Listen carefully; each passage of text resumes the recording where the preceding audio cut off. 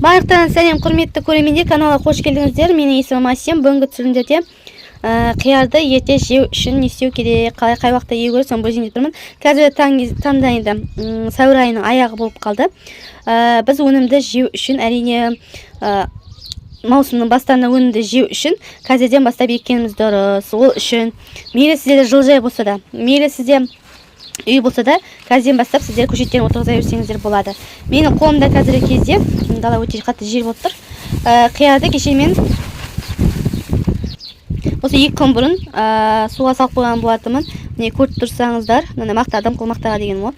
Көріп тұрсаңыздар, міне ішінде 20 штук бар, 20 штуктың міне қарап тұрсаңыздар, бәрі де шығып тұр. Енді осыны мен стаканға егетін боламын. Яғни бұл не үшін керек? Бұл менде бұйыртса менде қияр өнімі көптеу болады. Себебі қиярды өте жақсы өніміз. Чем қызанақ қарағанда, сол себептіден қиярды молырақ егеміз. Арнайы жаңағыдай 20 штугын ғана ертерек егіп тұрмын. Яғни ерте жеу мақсатында. Қалғандарын бұйыртса кішкене қалай айтсам болады, мамырдың бас жақтанда, орта жақтанда 8-9-дан да егетін боламын. Енді бізге не керек? Әрине бірінші 2 күн бұрын қиярымызды осылай дымқыл ватный диск деп атады, сол мақтаға, дымқыл мақтаға салып қоятын боламыз. Егер бұндай болмаса, міндетті емес, яғни дымқыл мақта кәдімгі тряпка болса да, влажный салфетканың тряпкасы болса да, соны жуып келіп тұрып, соған салып қойсаңыздар да, ең басты дымқыл болса, қиярымыз бірден шығады. Яғни қайсы қиярымыз шығады, шықпайтын содан белгілі болып, осылай ексеңіздер болады. Көбінесе мен құрғақта екпеймін. Неге? Себебі құрғақта ексем қанша дегенмен су қиғаннан ана шіріп шықпай қалады. Сол себепті көбінесе мен осылай міндетті түрде шығарып алып барып егем. Әрі сенімді болам, қайсы шығады, қайсы шықпайтын деген сияқты. Және де суды өте қатты қимау керек. Қатты қисаңыздар, қиярыңыз шықпай қалу қаупі бар. Енді маған қазір данный кезде енді стакандарымды алып келейін. Міне стакандарымды дайындап алып келдім. Менде өте көне стакандар. Соны кеше жуып, тазалап бәрін істеп қойдым. Топырағым, менде мынандай топырақ 20 литрлік. Бұл наша дача дегендікі, сөйтіп өкінішке орай жаңағы қызанақтар табылмадым. Сол себептен гүлдікін егейін деп жатыр. Білмеймін, бірақ шынымды айтайын, гүлдікін қолданып көрген жоқпын. Сол себептен енді ештеңе айта алмаймын. Бірақ та қанша дегенмен гүлдікі және де көкөністердің қанша дегенмен ішінде топырақтары басқа болады. Сол себептен енді эксперимент жасап көреміз.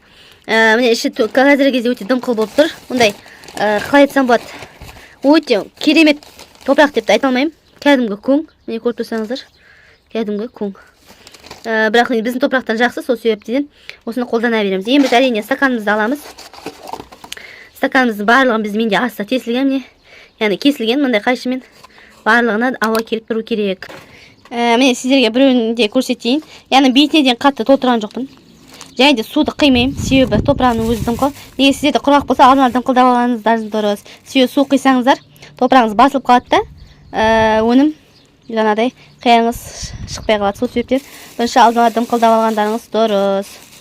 Міне сізде қалай егетінін көрсетіп жатыр. Міне қиярымды салдым, енді үстіне бұның шамалы ғана топырақ саламын. Міне қараңыздар, топырағымды алдым. Енді шамалы ғана, көп қажет жоқ. Ол жарайды осы. Осымен салып, бетін мықты жаудың да қажет жоқ. Кішкене селкілетіп жібереміз. Міне болды. Бұдан артық ештеңе жоқ. Енді осының бетін әбден жаңағы менде өзіме мешок бар, сол мешокпен жабатын боламын. Осылай барлығын осы сияқты қылып барлығын егіп шығамын. Яғни су ештеңе қимаймын, көріп тұрсыздар, дымқыл. Сол дымқыл оған жетеді шығуға.